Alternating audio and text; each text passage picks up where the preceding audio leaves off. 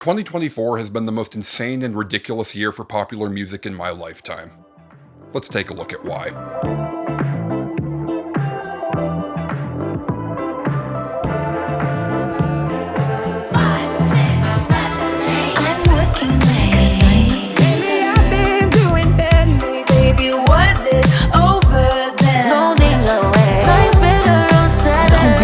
Come take it to the floor now. Woo. I've been boozy since I lit. I ain't changing for a chick. Can't you tell that I want you? I say Bend that ass over, let that coochie breathe. All we know is red rum, red rum, red rum. Here comes the two to the three to the four. Slapping rap beaches and make it well, ho. I don't like no whips and chains and you can't tell me these guys are hot. Shake that ass, bitch, hands on your knees. Something's got a hold on me lately. I'm a trailer park tornado. When you're in the mirror, you're just looking Fuck at Jimmy, me. fuck me, fuck you. Fuck my own kids that I'm brand the new Jesus, bitch. And there's something idiotic about your boy. Let go of his hand. Ladies, you know what I mean. Every chance you get, bitch, all weak ass wanna dress me. Bend that ass over, let that coochie breathe. All we know is red rum, red rum, red rum. Here comes the two to the three to the four. Slapping rap beaches and make it well, ho. I don't like no whips and chains and you can't tell me these guys are hot. Shake that ass, bitch, hands on your knees. Real live boogie and a real live hold down. Don't be a bitch, come take it to the floor now. Shake that ass, bitch, hands on your knees. Stop working, did your truck break? I got a thing for the Shake that ass, bitch, hands on your knees. The kids are in town for a few. She's another stick. say that shit with your chest. Can't change the weather, might make my people forever. They say teamwork makes a dream.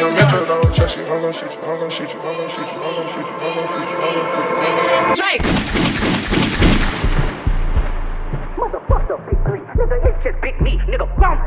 Don't tell no lie about me, and I won't tell truths about you. Dear guys, I'm sorry that they managed to follow. Let me be honest. Hey, run for Let me hear you say OV-ho. Say OV-ho. Then step this way, step that way. Then step this way, step that way. Are you my friend? Are we locked in? Then step this way, step that way. Then step this way, step that way. Got to fuck 'em up. All we know is red rum, red rum. Do my stuff. Here comes the two to the three to the four. Man, damn, call like Uncle Lambs. Tell 'em please, bro.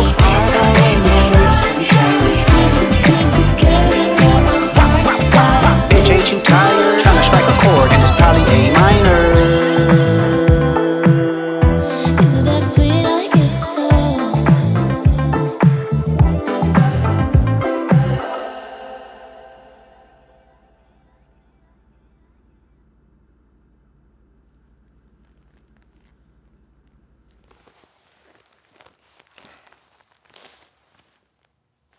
This is Wally.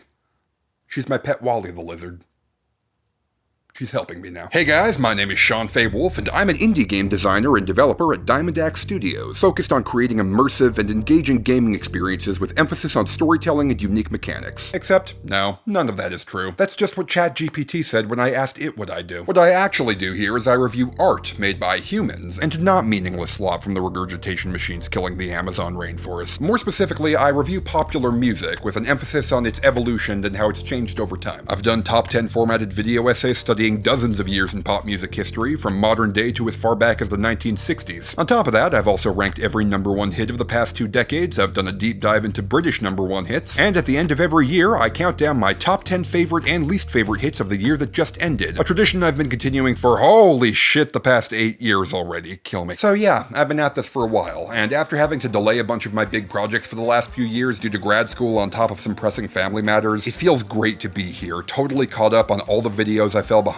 on after months of grinding, and actually getting my end of the year videos out on time for the first time in a while. And holy shit, did I pick the right year to lock in for. I'd rather take my whiskey and leave. 2024 has been the best year of pop music since I started this channel. Now, to be clear, I'm not saying that this has been the highest quality year of pop music since I started, although it's certainly not out of that conversation. What I mean is that 2024 is going to go down in history as one of those legendary years like 2004 or 2012, where pop music was just one of the most important things in the world. The kind of year where all the giant songs everyone knows become cultural touchstones for the new generation. And I cannot even express just how thrilled I am about that. Just 2 years ago, I made a video declaring 2022 the year that pop music died, and 2023 was not that much better. For the past few years, it's felt like the big chart-topping smash hits were just kind of there. You know, they were just stuff that people listened to by default without really caring too much. And that's to say nothing about last year when people decided they'd rather revive old album tracks from Lady Gaga and Chris Brown rather than listening to any of the new stuff being made. I don't know what kind of switch flipped in 2024, but throughout this entire year, it felt like the music industry was just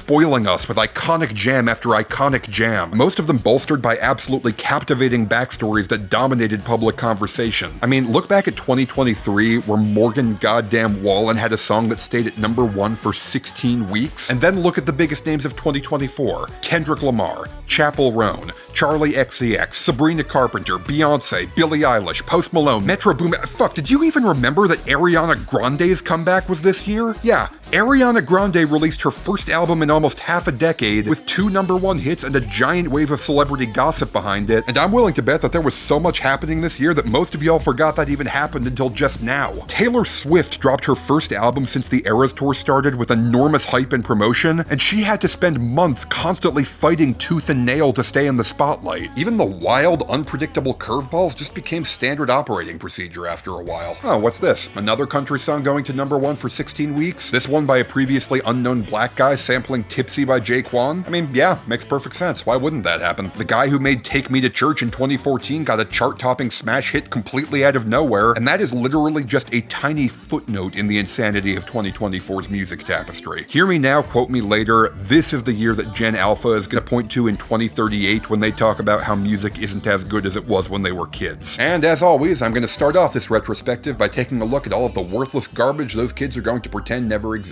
I'm vanilla, baby.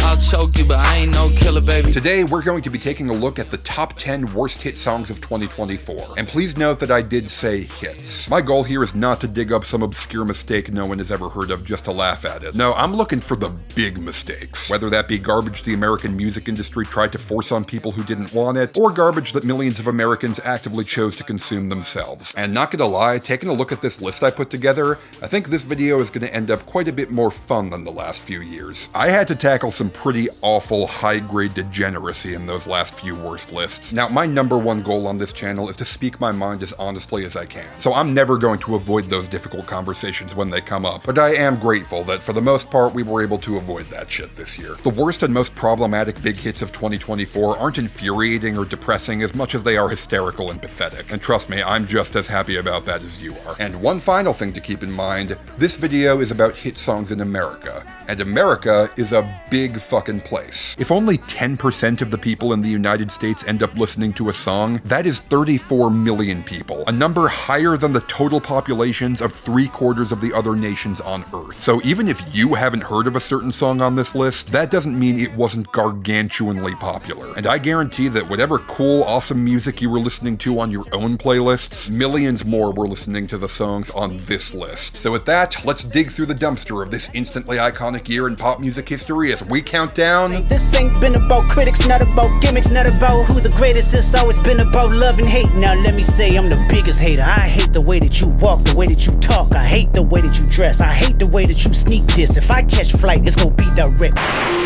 Alright, so this is going to be a long video, and I'm not particularly interested in wasting anyone's time, so let's cut to the chase and go straight for the jugular, shall we?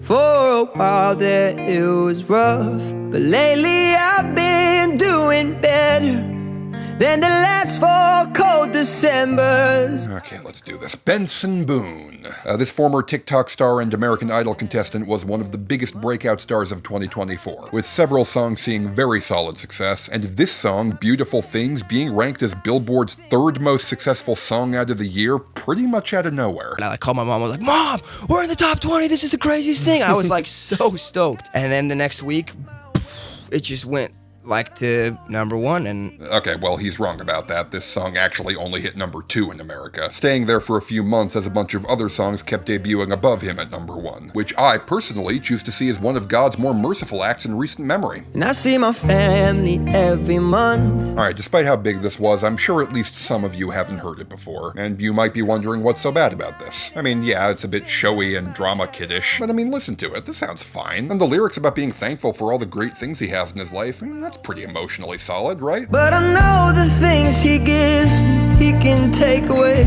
I know for a fact that a lot of people really like this song, including some I have a lot of respect for, and frankly, I can see why. So, what did this song do to make my worst list? Well, you see...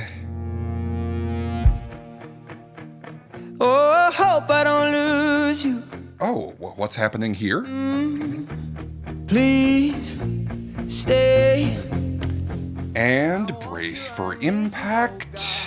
Don't take these beautiful things that I've got. Please stay. Oh god fucking damn it, how many times you idiots gonna make Benson scream at you before you learn? Don't take these beautiful things that I've got.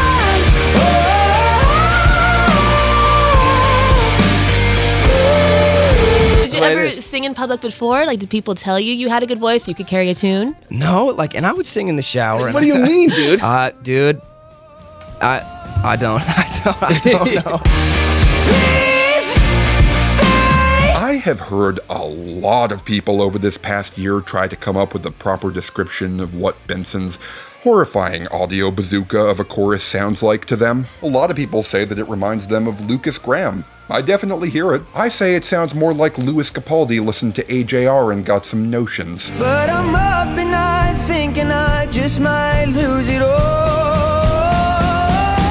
You probably won't be surprised when I tell you Benson Boone was discovered and promoted by the lead singer of Imagine Dragons. What do you think those two talk about? Only one of us will make a dad alive in his And I would sing in the shower, and I know, like, my sisters could hear me and my parents could hear me, and, like, more of the time it would be like, hey, quiet down, instead of like, hey, your voice is good. Oh my god, his poor family. Don't take these beautiful things that I've got. Oh. I never, like singing isn't something I ever thought I could really do. I want you, I need you, oh God. So, yeah, if you are one of the people who agrees with me that the chorus is one of the worst sounds you've ever heard in a top 5 hit, you're probably wondering why this song isn't any lower. And in fact, I was originally planning to put this a fair bit lower myself, but then, and stay with me on this, I went to a doctor's appointment, and as I was waiting in the office, they had one of those novelty playlists of bossa nova covers of top 40 hits on the speakers. And I shit you not, one of the songs they played was a soft, pillowy, laid-back bossa nova cover of Beautiful Things with all the screaming completely removed. And I swear to God, my gut reaction was to get offended on Benson Boone's behalf. And as far as I'm concerned, if I'm getting offended on a song's behalf, that does mean that it's doing something right. Please stay. I'm not going to let my biases cloud this one completely. I do recognize that this song has a lot to admire in it. I'm glad that one of the biggest hits of the year was a rock song with a gigantic chorus. The dynamics that rise and fall with his emotions are very engaging, and the switch of the time signature as the song kicks into gear was an inspired choice. More than anything, though, I get why he made it like this. The paranoia that things are gonna fall apart when they're going well is an extremely frustrating mental place to be in. Like, goddammit, nothing is going wrong anxiety. Why are you making me feel sick to my stomach even when good things are happening? You might recall that Meghan Trainor put out a song about this same topic in 2015, and that was just a bunch of empty fluff that meant nothing to anyone. I'm gonna love you like I'm gonna lose you. I will give Beautiful Things this. Even if I personally don't like it, I do understand why it would mean something to someone. I think that a loud, emotionally intense scream was not a bad choice to tackle this subject with by any means. Millions of people clearly felt this song very hard throughout 2024, and I totally see where y'all are coming from in theory, but then, you know, in practice... They gave him a BAT credit card? They had the balls to give one of the greatest superheroes of all time a BAT credit card? No! No! Yeah, no. Sorry. Not for me. I appreciate big swings, but by definition, big swings have a higher chance of missing. I'm happy for the rest of you who were able to feel this, and I'm happy for you, Benson. I am glad you've got so much passion for your life, dude. But please do me a favor and keep that passion far, far away from me. These beautiful things that I've got. I hate the way that you walk, the way that you talk. I hate the way that you dress. I hate the way that you sneak this. If I catch flight, it's gonna be direct. Now, the moment you've all been waiting for. Dear Adonis, I'm sorry that man is your father. The 2024 feud between Drake and Kendrick Lamar is going to go down as one of the most legendary events in the history of popular music. I know we're all used to it by this point, but seriously, can we just take a step back and talk about how fucking wild this was? The most critically acclaimed artist of our generation waging a full-on war against the most commercially successful rapper of our generation, with the two of them trading daily diss tracks and seeming genuinely determined to permanently snuff the other one out. This was an event that none of us will ever see again in our lifetimes. I honestly feel like we should all get custom bumper stickers or something. Kendrick landed a lot of body blows on Drake, and one of the most stinging barbs that Kendrick pulled out was something that's been rubbing black listeners wrong about Drake for years. Specifically, the fact that despite being raised by a white florist in suburban Canada, all of Drake's albums are a grab bag pastiche of dozens of international black music styles. You run to Atlanta when you need a few dollars. No, you're not a colleague, you a fucking colonizer. Yeah, if you put on any given Drake project, you'll find him putting on phony accents and adopting cultural lingo that isn't his, grabbing a new genre for each album, and then discarding it to find another black art form to leech off of. Now, I'm well aware that I personally sunburn a bit too easily to be deciding how unforgivable these crimes of Drake's might be. All I can tell you is that, in my white boy ass opinion, shameless and ignorant phoniness is cringy as hell, and an otherwise passable song can absolutely be ruined for me on those grounds. So, if you asked me if there were any big hit songs from 2024 that were ruined by Drake stealing from other musical styles in an embarrassing way, my response to that would be... okay, let's put a pin in that for a second, because can we talk about that one Chris Brown Afrobeat song first?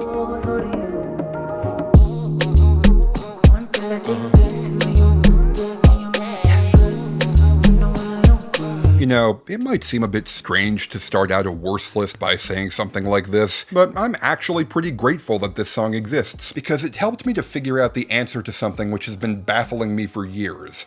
Namely, how the hell this man has pretty much completely gotten away with everything. I mean, don't get me wrong here. The fact that I'm covering Chris Brown on a hit song list in 2024 is still fucked beyond all belief. If you go to famousbirthdays.com, you'll find that a lot of the most popular YouTubers that kids are into right now were born after Chris Brown put Rihanna in the hospital. The new generation is growing up with Chris Brown as just another pop singer, whose long history of violence and abuse is an artifact of history they neither know nor care about. It's not history, for the record. If you type Chris Brown violence plus any of the past 15 years into Google, you will get myriad results. And he is still gleefully rubbing people's faces in that fact to this day, but it seems that, at least for the moment, everyone has an unspoken agreement that trying to cancel him is just a lost cause. There are many factors contributing to why that is, but the huge amount of airplay Sensational got in 2024 did put me on to one factor that I never see get brought up, which is that as far as R&B stars go, Chris Brown has an exceptionally large and passionate international audience. If you paranoid, then I'ma spend the night. You got me that loving every day. If an entertainer has a big enough fan base around the world, that can insulate them pretty well from attempts to shut them down, which are largely coming from within their own country. And to be brutally honest, Chris Brown has kind of earned that international loyalty. The first guy to overshow me love, like, internationally and shit, you know? Now y'all make some noise for my fucking brother! I do feel dirty giving this man credit for literally anything, but I will give him this. He was on the Afrobeats train way before it was cool. Unlike Drake, who put out that one Afrobeatsy album and then moved on to whatever the next cool black sound to appropriate was, Chris Brown apparently got really into the genre after becoming friends with WizKid in 2012, and then spent the entire rest of the 2010s putting Afrobeat stars onto his albums and handing out guest appearances like candy to every Afrobeats artist who could possibly want them. This is my fucking brother for more than 10 years, man. Nigeria absolutely loves Chris Brown. He was the first American to win a Hetty Award for outstanding contribution to the Nigerian music industry, and it's not uncommon to see posts from Nigerians saying that Chris Brown deserves honorary Nigerian citizenship for his help in shepherding their art form to an international audience. Now, at this point, you might have noticed that I seem to be describing a man whose passion for this musical style is both legitimate and deeply held. A man who has put in the work to bolster a community of fellow black artists he respects in a way that Drake only faints at, and you might even think it's insulting of me to make a comparison between the two. Chris Brown clearly isn't trying to colonize Afrobeats, so this doesn't seem like it should be setting off my yick alarm. The thing about music, though, is that you have to listen to it. Life's pretty sweet, every bitch tell me love her to the morning, nah, nah, nah. Oh god, he's putting on the accent. Now she want me pool skirt, so me pool skirt, ballet girl, she whiskers. Chris, you don't sound like that. We know you don't sound like that. Why are you doing that? I don't get nobody, yeah. If you give me body, I won't tell nobody, yeah. Okay, 1, ladies, please do not give your body to this man no matter how hard he begs for it. And 2, Chris! Sensational, what didn't I do for you? Am I offended by this? No, not at all. Chris is performing next to 2 Nigerians on this song, one of whom is an Afrobeats legend. They clearly had no problem with it. I also wasn't offended when Ja Rule gave Jennifer Lopez permission to say the N-word in I'm Real. He's gone on record multiple times to say that he wrote that line for her and he was 100% cool with it. Doesn't stop me from instinctively shuddering every time I hear it. No feet control them, yeah. She make me want give her body back shots. For my money, this is one of the cringiest things I heard in a pop song this year. It's not a yikes for me, but it is a giant ugh. And the inherent phoniness makes this feel a lot less like Chris Brown's love letter to a genre he cares about, and more like him realizing that he's been struggling to chart for a while and that Afrobeat songs featuring American pop singers have been doing huge numbers lately. Or, I don't know, maybe I'm just remembering the time Chris Brown did a hook on a song called International Love where he only mentions American cities. Regardless, I'm just not feeling the deep-seated love for the African cultural tradition here. Certainly doesn't help that the rest of the song is pretty lousy. DeVito might be one of the most important and influential African artists currently living, but he's clearly decided to come at this feature with the same mentality that acclaimed underground MC Chance the Rapper did when he hopped on a DJ Khaled song and rhymed Gucci belt with coochie melt. I read one review of this song that said all 3 artists give scorching verses that elevate the song to new heights. Sweet in my belly, you're like cake, ice, something jelly. Eggplant emoji. Yeah, well, wear a rubber next time. It'll stop your eggplant from scorching so much. And how does the third guy do? Goody whiter than the internet. Goody goody, girl goody bam bam. I need you now. Put me on fire like a lantern. Charming. Thanks for that. Sensational.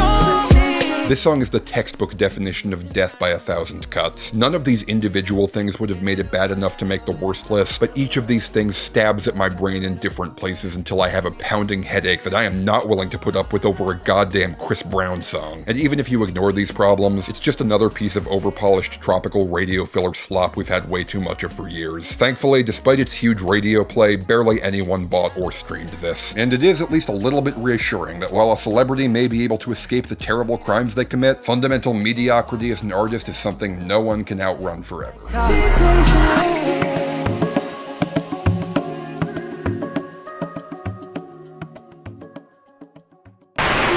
Alright, we're a little ways into this video and you haven't left yet, so I have to assume that you're enjoying what I'm doing here at least a little bit, so if you could do me a favor and give this video a like, subscribe, and hit the bell for notifications of new uploads, that would be just wonderful. I know these reminders are annoying, but as it turns out, they actually work. This kind of engagement is one of the main ways YouTube decides to share my videos with more people, so if you could take a couple seconds necessary to do that, then I would really appreciate it. I hate the way that you walk, the way that you talk. I hate the way that you dress. I hate the way that you sneak this. If I catch flight, it's gonna be direct. New truck, big lift, old roads, we been. You know, if I had a nickel for every sellout country hit from 2024 about doing unspeakable things to your woman in the back of a pickup truck, I'd have 2 nickels, which on the one hand isn't a lot, but on the other hand... Yeah, let's go put some miles on it. Back of the Chevy with the engine running. Just you and me. I woke up on the wrong side of the truck bed this morning with a bone dry bottle of Jack Ice party. I bet some of you were hoping that the explosion of country music's popularity in 2023 was a fluke during a slump year for pop and rap, but no, 'twas not to be. All the country songs are still fucking here. Give me a dirt road, the windows down. If you look at the list of this year's chart-topping hits, you'll see that, what? Oh wow, look at that. 26 weeks at number 1 for country songs in 2024. A full half of the year spent with country songs as the number 1 songs in America. And if you think the top of the charts was the only place affected, nah man, this was a tide that raised all the ships. There were country songs of every stripe, flavor, and variety all over the Hot 100 in 2024, including and especially from pandering grifters who won't be caught dead touching country music the second it stops being profitable. Enter Marshmello and Hardy. One an EDM producer with a dumb-looking hat whose gimmick is creating a great value brand sample platter out of every genre he sees, and the other some dude with an equally dumb-looking hat who moved to Nashville because he realized it was a good place to make a lot of money, his words not mine, and has been squirting out mediocre country songs for other people for the past few years. Marshmello is electing once again to work with the vocally gifted but musically dull as shit Mr. Kane Brown. The second time these two have worked together after the intensely mediocre electropop sellout One Thing Right became a minor hit 5 years ago. Whereas Hardy, well, I actually don't know about him. What kind of stuff does he tend to write? This is the worst country song of all time. And it goes, I hate beer and honky-tonk women. I don't eat deer and I can't stand fishing. And I don't know the worst family tradition. Throws in prison or walk the line. Man, stick a fork in the Constitution. I support Kim Jong-un and Putin. Damn, bro, you got the whole bar laughing. At least I took my boots off this time. So yeah, these are the kind of people having country hits these days, and both of them are extremely embarrassing sellouts of directly opposite types, so let's tackle them one at a time. Between the two of them, Miles on It is the less aesthetically offensive, mainly because saying this song has an aesthetic at all is kind of like saying that Oxygen has a taste. Marshmello has made things that I like before. Be Kind with Halsey and Leave Before You Love Me with the Jonas Brothers are two of my favorite pop songs of this decade, but a solid 80% of the time he makes shit like this. Basic-ass electropop dreck that has the flavor of the genre stars he pairs up with the same way Raspberry Dasani has the taste of fruit. Just featureless, lowest common denominator garbage, which is essentially just Kids Bop David Guetta. Usually his stuff is too boring to get anything worse than a dishonorable mention on a list like this, but not only does the board-stiff electropop beat on this one cross the event horizon of dullness even by Marshmello standards, you also have Kane Brown, who I guess didn't want to be utterly buried like he was on the last Marshmello song he was on, so he decides to say things.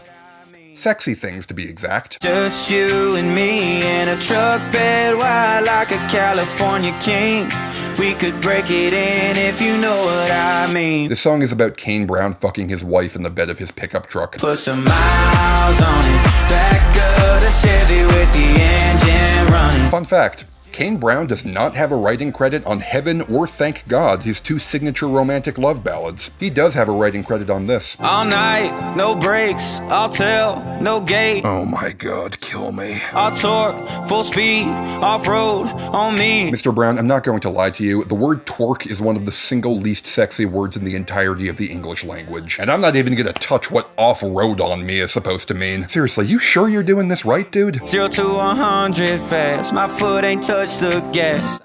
Are you sure you're doing this right, dude? Ain't gotta try too hard, my baby's pushed to start. Is that what he calls it? I said, hey baby, slow it down, let's make it last. You said, where's the fun in that? You know, if my wife's default response to me asking for sex was, let's get this over with as quickly as possible, I would personally take that to my grave and not spend months producing it, promoting it, and selling it to millions of people. We could break it in if you know what I mean. Am I being too mean to this guy who just wanted to write a fun, goofy little pop song without a serious bone in its body? I mean, yeah, probably, but you know what? Sabrina Carpenter launched a full-on assault of goofy little pop songs without a serious bone in their body this year, and I enjoyed every single one of them. I don't know what to tell you, Brown and White. Do it better next time if you want me to be nice. I woke up on the wrong side of the truck bed. And then, of course, we have Hardy. Let's take a look and see what he's up to. She said, don't come home if you go to the bar. So I said, okay, baby, then got drunk out in the yard. Alright, so he's a massive douchebag, which honestly, credit where it's due, at least he's owning up to it. Damn, she got some nerve, way she kicked me to the curb. Guess you could say I got what I deserve. You see though, here's the thing about being a self-aware asshole. If you're not trying to make some larger point by painting yourself out to be a giant prick, then the only thing you've accomplished is, well, painting yourself as a giant prick. The self-awareness does not make it any better in that case. And honestly, same goes for the production. Like, I get that Hardy's whole thing is making sardonic commentary on country music cliches, but there is literally no sonic difference between a shitty Jaeger bomb of country trap rock made as a joke and one made with full sincerity. Like, they both suck to listen to completely equally. I woke up on the wrong side of the truck bed this morning. Yes, I did. I mean, I think this is supposed to be a joke. The dink-ass melody, self-deprecation, and Andy Griffith whistling in the chorus make it seem like a joke, but all throughout the song, I can't shake the feeling that Hardy is winking and nodding at me, like, yeah, fellas, this is kind of what your girl is like too, huh? 2 a.m. I knock up on the door, but she never unlocked it, guess I don't live there no more. Yeah, you all know what it's like to be kicked out of the house for being an alcoholic. You all have woken up with a hangover in your truck before. We've all been there, am I right, boys? No? I can't believe I gotta be at work at 9. That fucking bird's about to catch this 45. You get it? It means he wants to shoot the birds chirping and annoying him in his hangover, but it also means he wants to shoot the woman who kicked him out of the house for being a drunken loser. Ah yes, I fucking loathe my wife. Classic boomer humor. Hardy is 34. That fucking bird's about to catch this 45. Catch this 45. I honestly can't get over that. Hey Hardy, remember last year when you made that song about shooting an abuser in the face? I didn't try to hide my pistol. I didn't even try to run. I saw a lot of people giving you credit for taking a bold stance against domestic abuse, but I'm not gonna lie, I kinda suspect you just think shooting people is cool. And you wanna know the funniest part? That's not even the worst bit of the song. I woke up on the wrong side of the truck bed this morning with a bone drop on a love tag. Well, this sounds absolutely fucking atrocious. You could say I got what I deserve. I woke up on the wrong side of the truck bed. If you were to ask me to define Hardy with one single phrase, that phrase would be what we've all been afraid Jelly Roll might explode into at any given moment. And between this song and Miles on It, we've got a full range of what all the bandwagoners have been up to as they try to capitalize on this moment and snag their piece of Texas pecan pie. So many of 2024's big country hits fall into these categories, either being watered down pop backwash that sounds like someone putting on a cowboy hat for a last-minute Halloween costume, or rock-flavored growl fests made mostly by fat white guys who sound like a twanged-up impression of Nickelback at their absolute buddiest. Miles on It and Truck Bed serve as the far ends of the spectrum, with some of the most embarrassing lyrics of the year as the cherries on top. As for which one is worse, it really depends on whether you think it's preferable to have bad standards or no standards at all. And boy, if that ain't the defining Zen riddle of the 2020s, I don't know what is. You could say I got what I deserve. Put some miles on it. I hate the way that you walk, the way that you talk. I hate the way that you dress. I hate the way that you sneak this. If I catch flight, it's gonna be direct.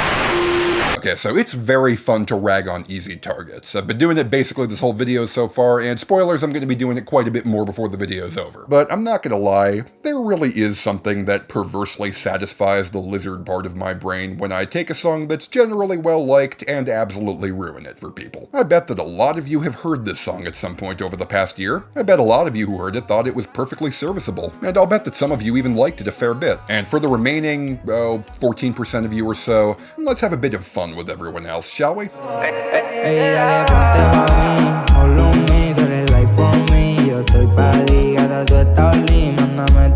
Oh yeah, we're going there. And if you know, then you know what's about to happen. You want me to review this song in one sentence? Well, here you go. Esta canción es la razón por qué las mujeres eligen al oso. For those of you who don't know what I just said, I'll explain in just a minute why this song is on the list. But before I do that, I do have to ask, what the fuck happened to Spanish music in 2024? Over the last few years, the Latin music scene has been on fucking fire. The Spanish hits of 2022 and 3 have been an absolute godsend in what were otherwise pretty damn dire times for the Hot 100. Ever since the lockdowns ended, we have been in a golden age of Spanish crossover hits. From Bad Bunny and Karol G dominating the world with blockbuster albums, to a flood of novel genre crossovers from acts like Kali Uchis and Rauw Alejandro, to Farruko and Bizarrap giving new staples to club playlists everywhere, to, oh yeah, a completely completely new format erupting onto the international stage out of nowhere to completely redefine what a Spanish hit is able to be, and dominating American pop music with a level of virality I've never seen from any genre of any language before. I mean, for fuck's sake, Encanto, the Disney movie, managed to get a #1 hit on Billboard, because Latin vibes have just become an essential part of the American pop music diet, even for those who don't speak Spanish. Or at least they were until 2024. I don't know, man. Maybe I should have smelled the blood in the water when that Bad Bunny album underperformed, but as English pop music entered one of the most important blockbuster years of all time, all of the Spanish music seemed to just evaporate, both in America and also, shockingly, on the international stage. Throughout the year, every Spanish hit just seemed to strike out, just hovering around the middle of the international charts while occasionally scraping into the bottom of the Hot 100. I mean, when some of the best Latin rap of the year is coming from 21 Savage,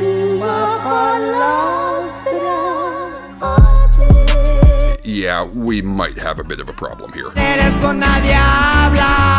The only proper Spanish blockbusters of 2024 were a couple rancheras from regional Mexican singer Xavi, a merengue song from Karol G, and by far the biggest Spanish song of the year and the biggest reggaeton hit we've had in a while, the shitty one. In most ways, Gata Only is an utterly unspectacular song. It was originally written by a random unknown kid and then remixed by Chris MJ, a rising star in Chile who shepherded this song to become the most popular reggaeton song internationally since Despacito. I know that sounds like hyperbole, but seriously, what other reggaeton song was able to hit #1 in France, Greece, Switzerland, and Turkey while also charting high in North Africa, Italy, India, the UAE, and fucking Ireland? Seriously, it underperformed in America by only hitting number 27. It did exceptionally well, especially in the one market it was truly made for, namely countries who don't usually listen to reggaeton and therefore don't realize how much better it can be than this.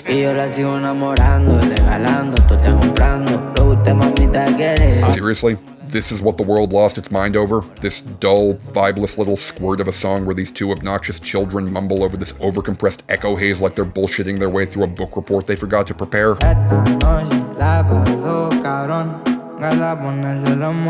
America is a nation that can be defined in a single word. I was going to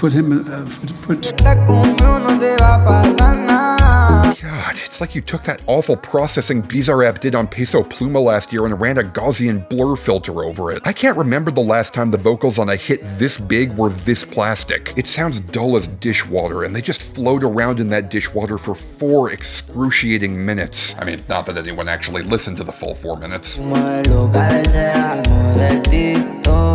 As you've probably guessed, TikTok is how this song got big, but unlike most bad TikTok hits, which at least have some kind of meme energy about them, I can't even begin to imagine why anyone would want to use this. This is one of those songs that doesn't even have bad vibes, it has anti-vibes. It's like insulation specifically meant to keep any vibes of any kind from penetrating the room. And it's not like the translated lyrics are any help either, it's all just the most generic shit I've ever heard. You know, I wish you weren't so far away, I'm gonna buy you fancy stuff, I want you to dance for me, I'm going to kidnap you, we're going to have a great time. Wait, hold up a second. What was that last thing?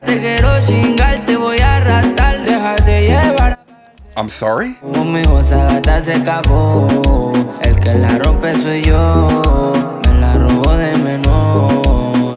I'm sorry?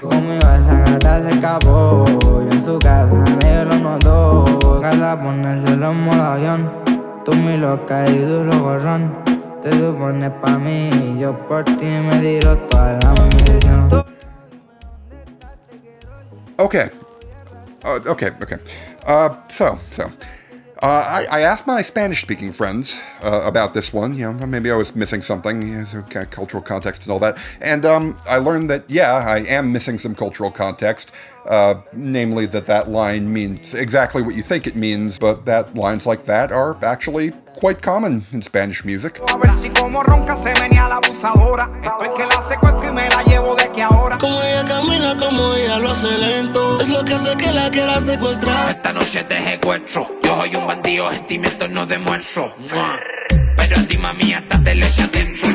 Okay.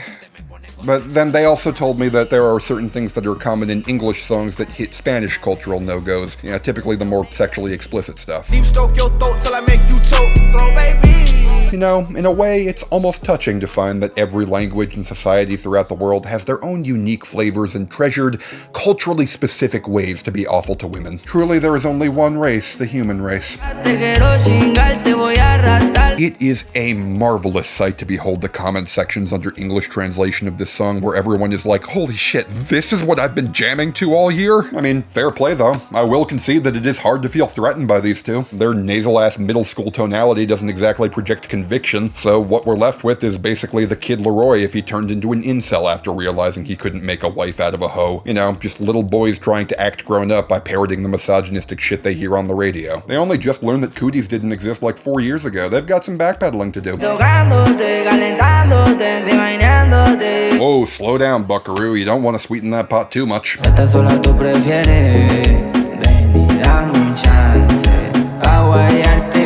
You do realize that as of a few months ago, you're old enough to be tried as an adult, right?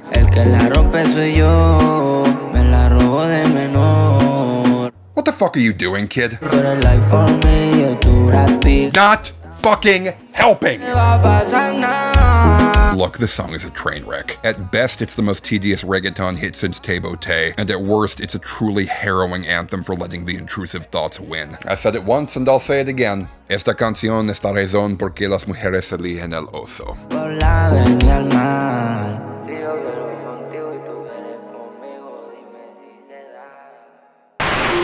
I hate the way that you walk, the way that you talk. I hate the way that you dress. I hate the way that you sneak this. If I catch flight, it's gonna be direct. I saw a lot of millennials bitching in comment sections about how Gen Z was trying to cancel Eminem over his new big hit song. They were wrong. Eminem was trying to cancel Eminem over his new big hit song, and he was really, really bad at it. Well, look what the stork brung.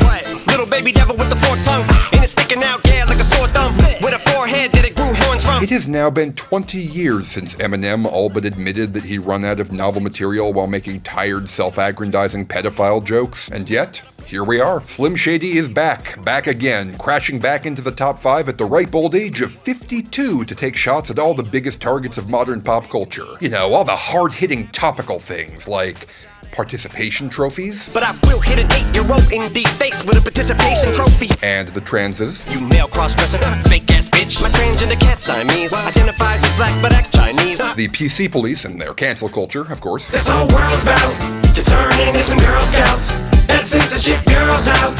Shut me down. And Megan Thee Stallion. If I was to ask for Megan Thee Stallion if she would collab with me, would I really have a shot at her feet?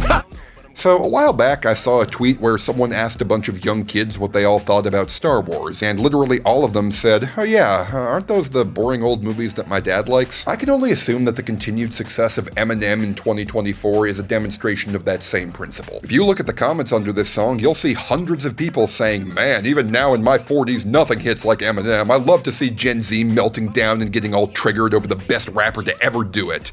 Which, wow, real good, fulfilling lives y'all must be leading. In fact, I'm willing to bet money that there will be some of those millennials who see Eminem in this video's thumbnail, click on it without watching, and write comments about what a sensitive snowflake I am and how pathetic it is that I'm getting offended by him. And you know what? They're right. I am offended. I'm offended that one of the most vicious, subversive, captivating rappers of my lifetime, a man who was once so threatening and deranged that he was targeted by the FBI, has become so neutered, complacent, and clapped out that he's less threatening than most people's shitty MAGA Facebook uncle. On tracks like a kangaroo and say a few things that do to anger you. The first time I heard this song, I was absolutely stunned. Like, really, Marshall? You actually genuinely think this stuff is gonna hit? Do you actually not know that Gen Z fucking with millennials by pretending to get triggered by you is a massive fucking meme that you just played 100% straight? Do you genuinely believe that now, in the year of our Lord 2024, you're still a head trip to listen to because you give things people only joke about with their friends inside their living room? Do you genuinely have so little self-awareness that you've actually literally turned into one of those stand-up comedians who put on giant multi-million-dollar Netflix specials about how they're being silenced? You're crying censorship, none of the networks care about us. By the way, stream our new specials on Paramount Plus. Yes, thank you, animated rap battle that's way better than it has any right to be. How many little kids still wanna act like me? I'm a bigger prick than cacti bee. Em, parents aren't worried that their kids are listening to you anymore. We live in a world where Andrew fucking Tate is a household name. A world where Twitter, Facebook, and TikTok are all flooded with Nazi apologia. There are literally people making death threats against hurricane aid workers because they think the government is targeting them with a weather control machine. And you think people are running and hiding because you make fun of participation trophies? Slim Shady being a menace to polite society doesn't work when society isn't fucking polite anymore. I step up to that mic, cock it then. Oh my god, attention, chicken out again. Marshall, you're not a menace. Gen Z doesn't see you as a demon looming in the closet. They see you as an old man yelling at a cloud and just begging the cloud to get mad at you. You really thought that you were cooking something with that Megan Thee Stallion line, didn't you? You know, as if one of the most famous lines from one of the biggest albums in recent memory wasn't basically that exact same joke. This bitch lie about getting shots, but she's still a stallion. She don't even get the joke, but she's still smiling. Again, how do you expect me to be offended when it's so sad? Do you think the Slim Shady of 2002 would be caught dead stealing punchlines from the most mediocre man who ever lived? Would I really have a shot at a feat? Making fun of Megan Thee Stallion for nearly getting killed is the most basic bitch chauvinist cliche in the book. Be sexist better, you fucking boomer. Oh, and by the way, when I call him an old man yelling at a cloud, I mean old. His flow on this song sounds like an old lady in a nursing home putting Scrabble tiles together. My shit may not be age appropriate, but I will hit an 8-year-old in the face with a participation trophy. You know, I felt a twinge of hope after Godzilla that Eminem might have a bit of fun left in him for the tail end of his career, but that hope has now been completely snuffed out. Eminem has just turned into James Rolfe, a middle-aged man who's clearly tired of his own shtick, but also wants to keep making money, so he puts in a half-hearted effort to recapture the vulgar energy he had in his 20s, while still being careful not to violate the terms of service to scare the advertisers away. I mean, what exactly do you expect me to do with this? In the coop, leaning back my seat, open R. Kelly's favorite group, the black guy peas. Okay. Marshall, come here. I don't want you to come in close and listen to what I have to tell you, okay? Okay. Listening? Good. If you want to offend people, and you don't want to come across as a washed-up has-been, then for the love of God, find a second fucking sex offender to joke about! They're not fucking rare these days! Fuck that, if I think that shit, I'ma say that shit. Cancel me, what? Okay, that's it. You know what? Screw it. Go ahead and do whatever you want, Marshall. I'll probably get shit for that, watch, but you can all suck my dick. In fact, I'm clearly wasting my breath asking you to change or evolve, because that type of thinking, where you just say what you want to without caring who it hurts and snickering when people are bothered, is the exact kind of mindset that's ruining the fucking world. The people who only say shit like that for profit are the worst people on earth. But the people like you, who try and fail to do that shit for profit, I just don't have enough command of the English language to properly convey just how sad that is. Yeah, and one more thing. Some people have told me that apparently this song reads as an ironic joke in the context of the album. I personally don't hate myself quite enough to give the full thing a listen and find out, but if that's true, then all I have to say to that is, wow, Marshall, so fucking noble of you to release this song several months before the album, raking all that money from the attack helicopter crowd who you knew would eat it up, and then turn right around and sell those very same cretins a nice, cozy blanket of plausible deniability. You're pathetic. And this song is even more pathetic. And the only speck of amusement I get out of any of this is that now a bunch of millennial edgelords have to pretend they like Abracadabra by the Steve Miller Band.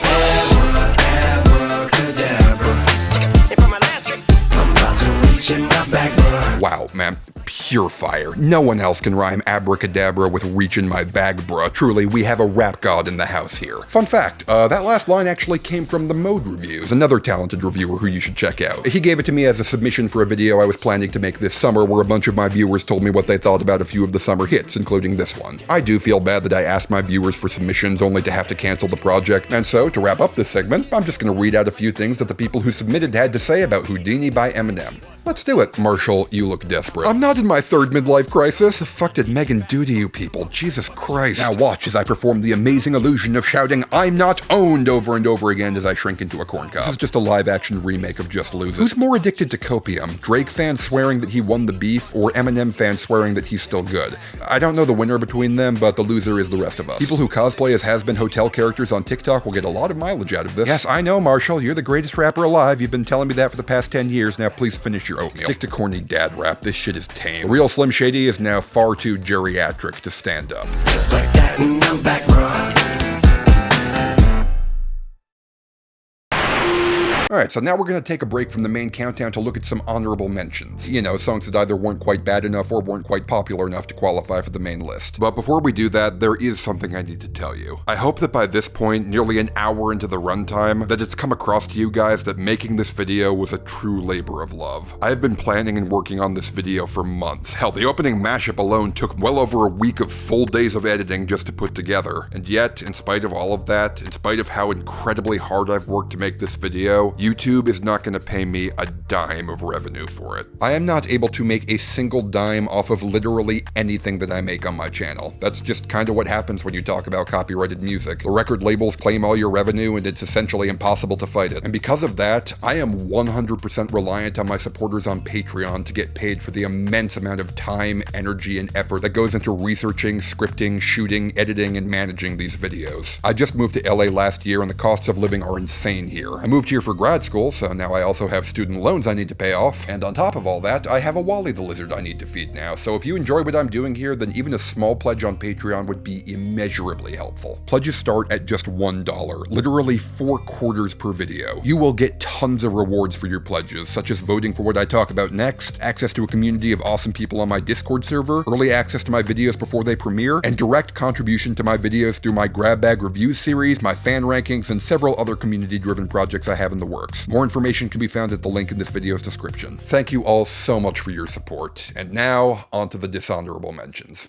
Did your boobs stop working? Did your truck break down? Oh god, this one. Look, this isn't a badly written pop song. It's fine, if also pretty lame. But the fact that she had the gumption to sell this shit as country music... Was the whiskey flowing? Were you in a fight? Yeah, no, I'm sorry. I can stomach poppy country sellouts way better than most people, but there is a limit. And this girl, who was literally performing piano concerts in LA wineries at age 10 and taunting her boyfriend for getting stuck in the center of rustic red dirt conservatism that is Austin fucking Texas? No, I'm sorry, this is too much for me. She might as well be holding up a giant flashing neon sign that says, "I want to make money." I talked before about the 2 different ways people are selling out to cash in on the Nashville boom, and this is at one of the far ends of that spectrum. Should probably be the day of the man. And this guy is at the other end of that spectrum. Holy fuck, why is he making that sound with his mouth? With a kiss on her lips, just like cyanide. Good lord, it's like if Jack Black got a pine cone stuck in his throat and had an allergic reaction to it. He tried, but now he look too weird, baby. Now, if you look out the left side of your Jeep, kids, you'll see the wild drake in its natural habitat, undertaking its iconic ritual to stalk, pounce upon, and colonize the young, unsuspecting artist. Let's watch this gruesome practice in action, shall we? So I bought you another pair. I'll come and slap by 8 p.m. What did I do to deserve you? Don't even know what I did. Been praying on this since a kid. Yeah, Drake starting out 2024 by thrusting himself ungracefully into some poor unknown kid's TikTok song he wanted to make money off of is like... kinda like the largest and most glamorous object ever created by man being hailed as unsinkable and being driven on its maiden voyage by a captain a week away from retirement. Like, it just feels like way too obvious a setup for what's about to happen next, yeah? I love it, I love it, I love it, I love it, I love it, I love it, I love it. Magnolia wasn't good anyways. Bam Bam was, though. Let's make tonight the weekend. I don't wanna wait. I don't wanna wait. Ugh. Yeah, that tracks. Think you the shit, bitch? You not even the fuck. I let you feel like you the shit, but boy, you can't out-fart me. Don't like it. This is a song about how the dude with the mouse voice wants to fuck as many women who look like Kehlani as possible. It charted higher on the Hot 100 than any song Kehlani themselves has ever put out. And yeah, if you don't mind, I think I'm gonna just go ahead and let my anger out on the next human being I see. Who's next on the list? They call me offensive, controversial. There's only 2 genders, boys and girls.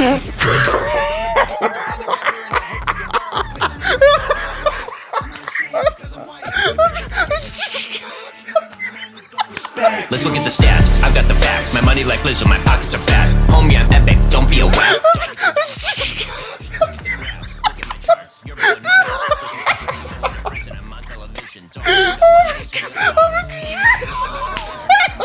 Nikki, take some notes, I just did this for fun.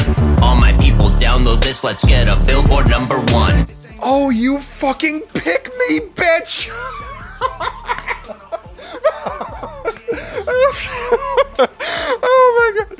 Oh, Jesus. Oh my god. Yeah. Anyway, moving on. Oh yeah, and speaking of pick-me's.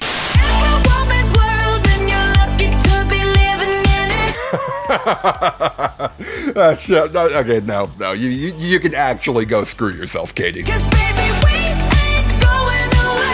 Yeah, like actually go away and never come back, you fucking loser. You make a song about women loving and supporting each other, and you do that by teaming up with the man who abused Kesha, who you crawled back to just because he made you a bunch of money. Like seriously, how fucking stupid are you? I mean, I get it, Katie. You're not exactly shy about overstepping boundaries yourself, but are you really so fucking dense you can't understand what this looks like from an optics perspective, at least? So soft, so strong. Honestly, I probably shouldn't be surprised by this. You may recall that Katy Perry's reaction to Trump getting elected in 2016 was, "This is entirely my fault, and the world should feel bad for loving me so much." So I guess I shouldn't be surprised that she expected the world to fall in lockstep behind her the second she decided it was okay to be happy again. The moment she decided it had been long enough. The moment she decided she didn't have to feel guilty about working with Dr. Luke anymore. Did you see that story where Katy Perry was whining to Stevie fucking Nicks about the stan armies of other pop girls being mean to her, and asked Stevie who her rivals were, and Stevie just fucking glared at her? I feel like that's really the only reasonable response to this song. Just to fucking glare at this 40-year-old woman for being a catty, incurious, and fundamentally immature person who got bored by the idea of personal growth after she tried it one time and realized it was hard. I've seen a lot of debate over whether Katy actually wanted Dr. Luke to come back or if she just kind of went along with it, but frankly, I don't care. Katy Perry might not be the most outwardly nasty or confrontational pop star out there, but no one has a stronger air than her of dumb, rich white woman who knows that things will always turn out okay for her if she doesn't rock the boat too much. And if the conventional wisdom of the music industry tells her that it's time for Dr. Luke to come back, well, who is she to rock that boat? Much like Eminem, Katy Perry is a relic of an era we do not need anymore. And quite frankly, I think Dr. Luke agrees with me, because he is clearly not wasting his A material on her. She was born to shine, to shine, to shine. Seriously, this is egregious. I spent like 10 minutes sitting here trying to pick at a single line to make fun of, but I literally can't. They're all just the same cringy Tumblr core girl boss shit that everyone was so sick of 8 years ago that someone lost a presidential campaign over it. Superhuman, number one. Even in Katy's prime, a song like this wouldn't have got past number 29 on the Hot 100. And in a world where Woman by Doja Cat exists, it's completely unforgivable. I mean, fuck, even if you specifically wanted a cringy white woman version of this idea, Kings and Queens by Ava Max is right there. And its cringy bits don't make me vomit at the thought of gender as a concept. Throw in a worthless stock beat, an obnoxious shouting melody that makes Katy sound like a horse getting punched in the stomach, and the most cringy male-gazy video this side of Taste by Tyga, and you've got the worst kind of disaster. The kind that isn't engaging or interesting or even horrific and unforgettable. It's just a giant love letter to complacency, a towering, expensive monument to its own pointlessness. An example of what the Barbie movie would have been if not for everything that culture has grown past since we left Katy Perry behind. And it would have been a lock for this list if it hadn't flopped as hard as it did. 2024 has been the best year for women in popular music that I can remember. It is a woman's world, and we are lucky to be living in it. And it would seem that the people have spoken. You are not welcome to live in it with us, Katy. Have a safe trip home to Vegas.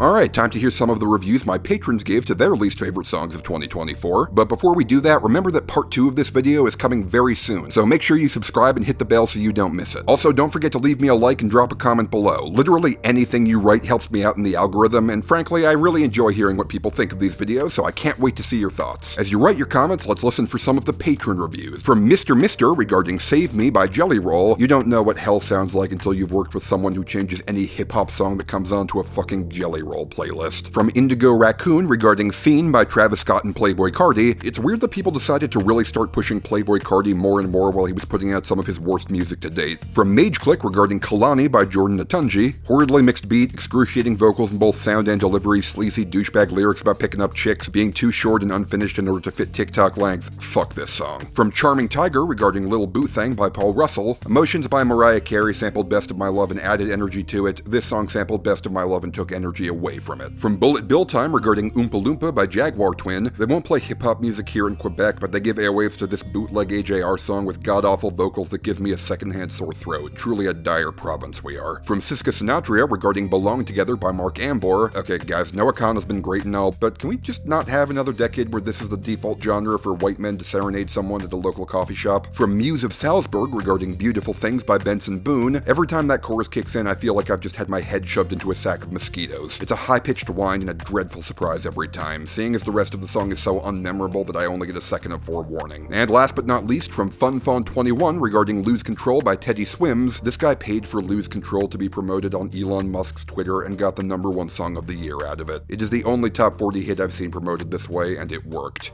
Fuck this song. If you'd like to submit your own review in the next video, you can do so for a pledge of just $1 per video on Patreon. For $2 per video, you can take part in the voting and suggestion for Grab Bag Reviews, a new episode of which just came out a few weeks ago. For $5 per video, you get access to a community of awesome people on my Discord server. For a $10 pledge, you get early access to my videos as I work on them, plus your own custom icon, as you can see below. And for a $20 pledge, you get to skip the voting process and hand-pick songs for me to review in new episodes of Grab Bag Reviews. Thank you to all of my patrons for your extraordinary support. I can't wait to see y'all next time. And one more time, make sure you're subscribed and you've got the bell rung so you don't miss it. And if you just can't wait until next time, then don't worry. I've got a playlist with more than 100 videos just like this one linked in the description below. I'm Sean Fay-Wolfe of Diamond Studios, and until we meet again, take care of yourselves.